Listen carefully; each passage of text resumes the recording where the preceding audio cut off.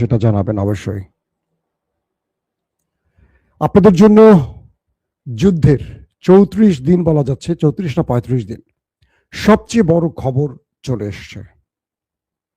ইরানের বাঘা বাঘা ডিরেক্টররা স্ক্রিপ্ট লিখতে বসে গেছে। তুর্কি সবচেয়ে বড় প্রোডাকশন হাউস যারা মুভি বানায় তারা স্ক্রিপ্ট লিখতে বসে গেছে। বলা হচ্ছে পাকিস্তানও ইন্টারেস্ট দেখাতে শুরু করে দিয়েছে। এমন একটি মুসলিমদের বিজয়ের গল্প তৈরি করে ফেলেছে ইরান। পৃথিবীতে এইরকম বাস্তব ধর্মী গল্প নিয়ে মুভি তৈরির যে প্লট আমরা খুব কম দেখেছি, এবার সেই প্লট আমাদের হাতে তুলে দিয়েছে ইরান। এখন বাংলাদেশ এই মুভি বানাবে কিনা একটু জিজ্ঞাসা করতে হবে।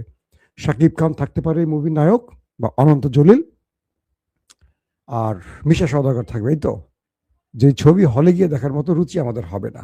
আমি বাংলা সিনেমাকে কটাক্ষ করছি না, বাংলা সিনেমার অবস্থার কথা বলছি।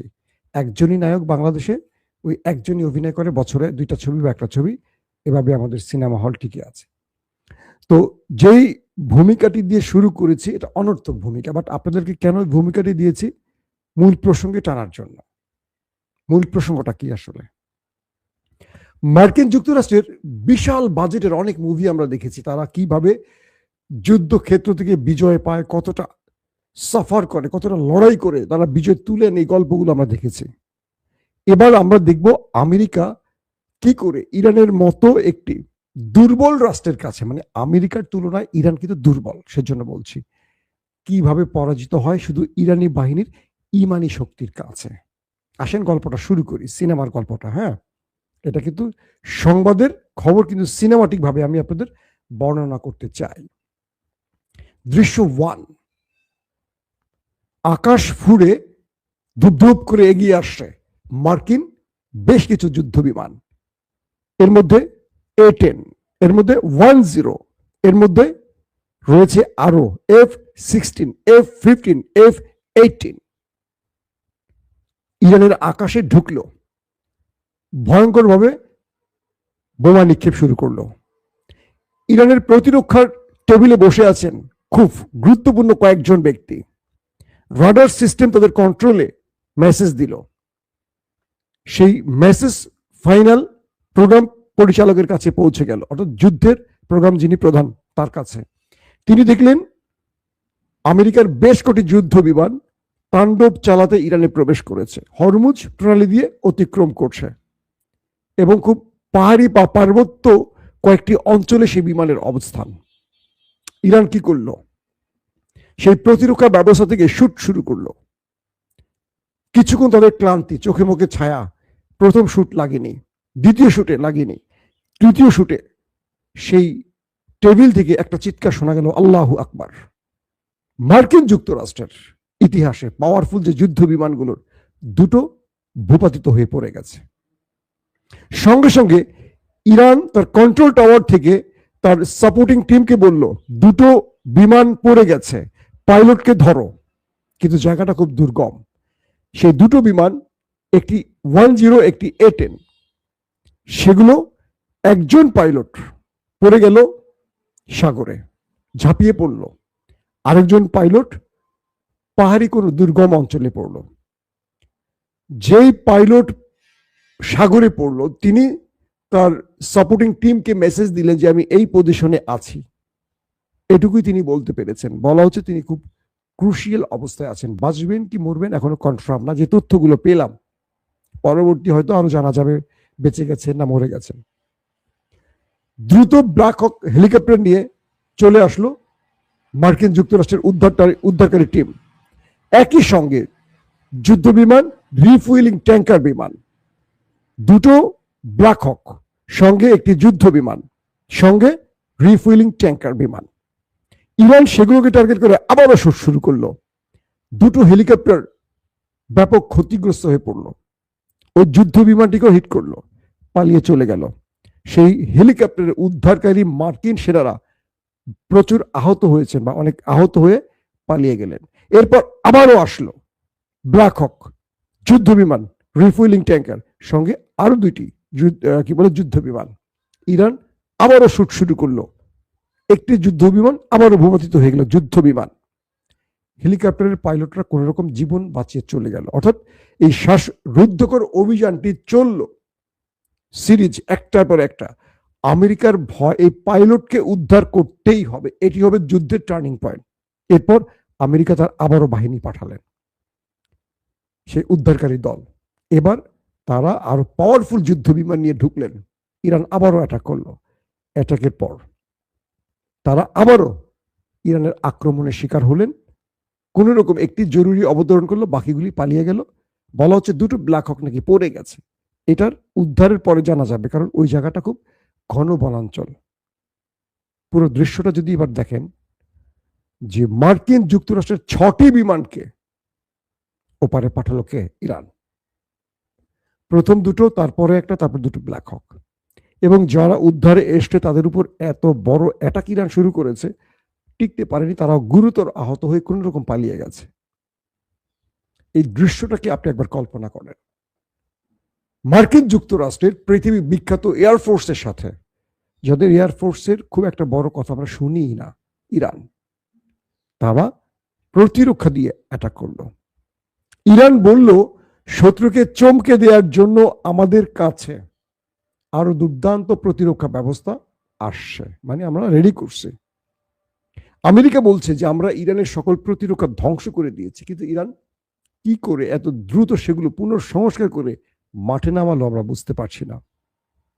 একই দিনে আমেরিকার A-15, A-16 শেষ। আগের দিন, কয়েক ঘন্টা আগে, F-35 মার্কিন যুদ্ধ বিমানের 1 নাম্বার, যেটিকে বলা হয়, ভূপাতিত করেছে। এবং সবচেয়ে ইন্টারেস্টিং ব্যাপার, যেই পাইলট এখনো উদ্ধার হয়নি, একজনকে আমেরিকা উদ্ধার করে নিয়ে গেছে। যিনি উদ্ধার হয়নি তার অনেকগুলো প্রয়োজনীয় জিনিস ইরান উদ্ধার করেছে, ছবি দেখেছে।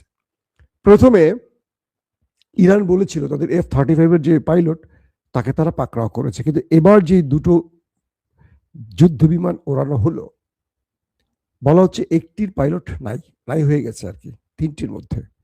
তবে যিনি দুইটা পাইলটের, যিনি সাগরে পড়ে গেছেন, বেঁচে গেছেন, আরেকজন যে পাহাড়ি অঞ্চলে, তাকে জীবিত উদ্ধারে ইরান এখন সাঁড়াশি অভিযান চালাচ্ছে। ইরান খুব চমকপ্রদ একটি কাজ করেছে, এখানে খুব কৌশলে খেলা খেলছে ইরান। একটি হলো, ইরান তার দেশের জনগণকে, ওই অঞ্চলের জনগণকে ঘোষণা দিয়ে জানিয়েছে টেলিভিশনে, যারা সেই পাইলটকে জীবিত উদ্ধার করতে পারবে তাদেরকে কোটি টাকার উপরে পুরস্কার দেওয়া হবে, রাষ্ট্রীয় মেডেল, সম্মান, আর তো রাষ্ট্রীয় বীর হিসেবে তাকে খ্যাতি দেওয়া হবে। টেলিভিশনগুলোতে এই খবর প্রচারের সঙ্গে সঙ্গে হাজারো মানুষ সে পার্বত্য অঞ্চল চষে বেড়াচ্ছে তাকে উদ্ধারে। এখানে ইরান কি এক ঢিলে দুই পাখি মারছে? খেয়াল করেন। এক, ইরান কি সেই পাইলটকে তুলে নিয়ে নিজের জিম্মায় নিয়ে তাকে ডিম দিয়ে মার্কিন পলিসি, কৌশল সব জানার চেষ্টা করছে কিনা? এক। দুই, যদি এই পাহাড়ি অঞ্চলে ইরানের খুঁজে বের করতে কষ্ট হয়, জনগণ তাকে খুঁজে দেওয়া মানে কি, পুরো ইরানি জনগণকে ইরান সরকার তার পাশে নামিয়ে দিল। দেখো আমেরিকা, আমার জনগণ মাঠে নেমে গেছে, এবার তুমি ঢোকো পারলে। অর্থাৎ দুটো জিনিস আমার সাসপেক্টে আছে। এক, ইরান তাকে নিয়ে গেছে উদ্ধার করে, কিন্তু আমেরিকাকে বোঝাচ্ছে যে আমরা তাকে পাই নাই, আমরা টেলিভিশনে ঘোষণা দিছি আমাদের জনগণ উদ্ধারের কাজ করছে, যাতে করে আমেরিকা আবারও উদ্ধারকারী টিম পাঠায়, কারণ আবারও আসবে, আবারও আক্রমণ করবে।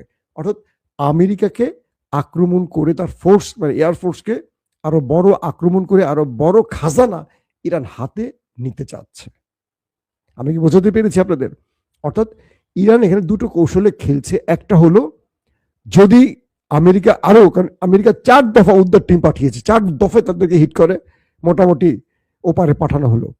এখন আমেরিকার যে টার্গেট, ইরানের টার্গেট, যে তারা পায়নি, আমরা তাকে উদ্ধার করতে পারিনি, জনগণ তোমরা উদ্ধার করে তোমাদেরকে কোটি টাকা দেওয়া হবে, কোটি কোটি টাকা তোমাদের উপহার দেওয়া হবে। জনগণ খুঁজতেছে আমেরিকা উদ্ধার করতে বারবারই আসবে তার পাইলটকে, কারণ পাইলট হবে তুরুপের তাস। তো এই পাইলটকে যতবারই আমেরিকা খুঁজতে আসবে, আমেরিকাকে ততবারই ইরান খুব কৌশলে নিজের ভূমির মধ্যে আটকে রেখে পেটাবে।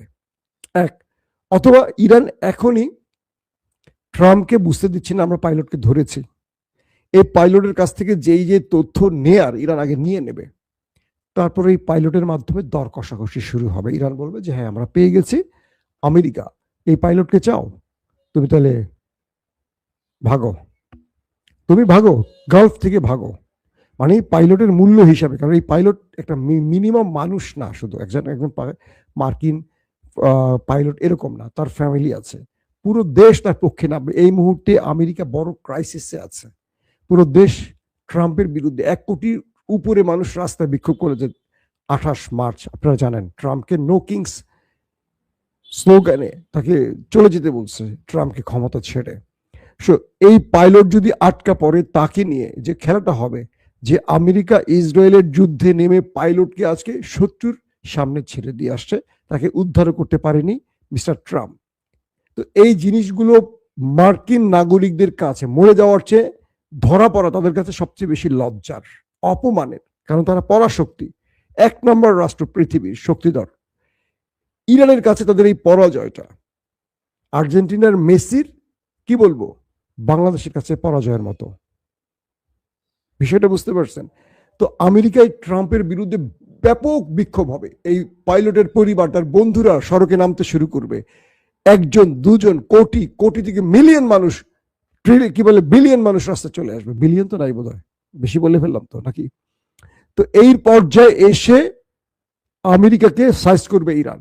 নাম্বার 2, এই পাইলটের আটকের পর বাকি যুদ্ধ বিমান যারা চালাবে তারা ইরানে ঢুকতে এখন চিন্তা করবে যে ইরানের কাছে কি প্রতিরক্ষা চলে এলো, যে ইরান আমাদের একদিনে 6টা বিমানকে খেয়ে দিল। এইটা আমেরিকার পুরো এয়ারফোর্সের ভিত্তিতে অ্যাটাক করে বসছে। ইসরায়েলের পাইলটরা এখন কাঁপাকাঁপি করছে, নেতানিয়াহু বলছে যা বোম মার, কয় স্যার টয়লেট পাইছে, তুই টয়লেট করে যা, কয় স্যার আবারও টয়লেট পাইছে। মানে ইরানের খেলাগুলো এখানে এসে এমন পর্যায়ে যাচ্ছে যে ইরান এতদিন তার দুর্বলতা দেখিয়ে শত্রুকে কাছে টেনেছে, আয় তুই আয় তুই আয়। বিশ্বাস করবেন, ট্রাম্প ইরানের কাছে 48 ঘন্টার যুদ্ধবিরতি চেয়েছে, 48 ঘন্টার। এই ট্রাম্প, ইরান বলছে নো গো, কোনো যুদ্ধবিরতি হবে না, যুদ্ধ তুমি শুরু করছো বলছি না, যে যুদ্ধ তুমি শুরু করবা শেষ আমি করব। ট্রাম্প ভিক্ষুকের মতো বলছে 48 ঘন্টার যুদ্ধবিরতি দেয়া হোক, ইরান রাজি হয় নাই। বলেন আপনারা এখন যুদ্ধের ফরম্যাটে কে এগিয়ে আসছে, বলা লাগে আর কিছু বলেন? এখন যে অবস্থাটা তৈরি হয়েছে যে ইরানের এই প্রতিরক্ষা ব্যবস্থা, মিসাইল সিস্টেম দেখে ট্রাম্প বা আমেরিকার প্রশাসন বলছে যে আমরা ইরানের মধ্যে এত অ্যাটাক করলাম, ওদের বাংকার ধ্বংস করলাম, প্রতিরক্ষা ব্যবস্থা ধ্বংস করলাম, ইরান টিকে আছে কি করে? ট্রাম্প বলছেন যে আমরা বাংকার ধ্বংস করছি, কয়েক ঘন্টার মধ্যে সেইগুলি তারা পুনঃসংস্কার করে ফেলছে। আমেরিকা বলছে আমরা ওদের প্রতিরক্ষা ব্যবস্থা ধ্বংস করছি ইরানের, ওরা কয়েক ঘন্টার মধ্যে সেগুলো সংস্কার করছে। আসলে বিষয় সত্য না।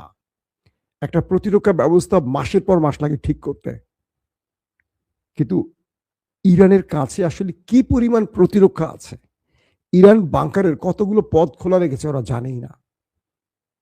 ওরা 1-2টা বাংকারের মুখ বোমা মেরে বন্ধ করে দিচ্ছে, মাটির স্তূপ দিয়ে আটকে যায়। কিন্তু ইরান যে বিকল্প আরো 10টা পথ রেখেছে, যে একটা পথ আটকে গেলে বাকি পথ কোত্থেকে বেরোবে, এগুলো আমেরিকার জানা নেই। ইরান মাটির নিচে যে একটা পৃথিবী তৈরি করেছে, এটা আমেরিকা ইসরায়েলের কাছে সব তথ্য নাই। যেই তথ্য আছে সেই তথ্য তারা কাজে লাগিয়েছে, বাকি যেখানে ব্যর্থ সেখানে ইরানের তথ্য তাদের কাছে পৌঁছায় নাই। বিষয়টা বুঝতে পারছেন? তো এই পর্যায়ে এসে ইরানের কাছে বিমান বাহিনীর, যারা পৃথিবীতে খুব দুর্বল একটি দেশ, সেই দেশের কাছে 1 নম্বর দেশের এই পরাজয়টি সত্যিকার অর্থে আগামী দিনের সিনেমার 1000টা গল্পের খোরাক তৈরি করবে। এক বাক্যেই বলতে পারি, 3টি এয়ারক্রাফট প্রথম দিনই একসঙ্গে আউট। ব্ল্যাক হক হেলিকপ্টার খুব মূল্যবান, বোঝেন, সেগুলো হিট করছে। A0, এই বিমানগুলো অনেক মূল্যবান, দামি। পৃথিবীতে মানে আমেরিকা যে অস্ত্র তৈরি করে পুরো পৃথিবীতে মোড়লগিরি করে, তার সমস্ত শক্তি তারা ব্যবহার করছে ইরানের বিরুদ্ধে, পারছে না। এটাকে আপনি কি চোখে বা কিভাবে দেখবেন? বলা হচ্ছে আমেরিকার ইতিহাসে, 240 বছরের ইতিহাসে আমেরিকা এই প্রথম এত বড় পরাজয় বরণ করলো মাত্র 24 ঘন্টায়। এখন আমেরিকার সমালোচকরা বলছে, মিস্টার ট্রাম্প, তুমি তোমার একজন পাইলটকে উদ্ধার করতে পারছো না এত শক্তি ব্যবহার করেও, তুমি খার্ক আইল্যান্ড দখল করবা, এটা পসিবল? তুমি খার্ক আইল্যান্ডে তোমার যে সেনারা আটকা পড়বে তাদের উদ্ধার করবে কি করে? ইরান যে তোমাকে বড় বড় ফাঁদে ফেলে এই পর্যন্ত বড় বড় বিজয়গুলো পেল, তুমি কি পেয়েছো? তুমি মার্কিনীদের যে বলছো আমাদের সফলতা হয়ে গেছে এক খামেনিকে হত্যা দিয়ে, বরং খামেনিকে মেরে তুমি সবচেয়ে বড় ভুলটা করছো। কারণ খামেনির চেয়ে বিপজ্জনক ডেঞ্জারাস পার্সনকে তুমি বসাইছো